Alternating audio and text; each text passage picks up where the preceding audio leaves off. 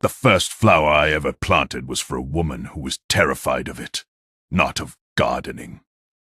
Of that flower, a sunflower, my grandma, who survived the Holodomor, the man-made famine in Ukraine, would grow tomatoes, potatoes, beets, anything you could eat. Her backyard was a pantry, not a flower bed. But when I was 10, I brought home a seed from school, a single, striped sunflower seed. I planted it in a corner of her vegetable patch. A secret. When it sprouted, she saw it.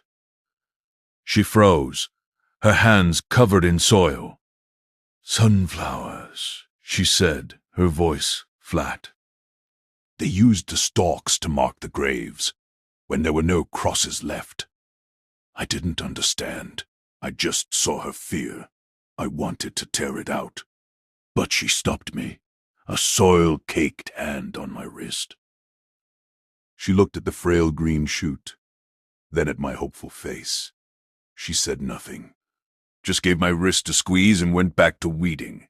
Every day that sunflower grew, taller than me, a giant yellow head following the sun.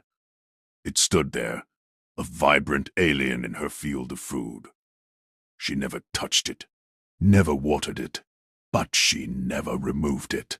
The morning it fully bloomed, I found her at the kitchen window, just staring, a cup of tea gone cold in her hands. I stood beside her. We watched it together in silence for a long time. Then, without looking at me, she spoke, her voice barely a whisper. "Such a stubborn thing to be so beautiful," she said. And for the first time I saw her not as my grandma who was scared, but as a girl who had seen a field of markers where a field of flowers should be. That sunflower lived. And so did she, right beside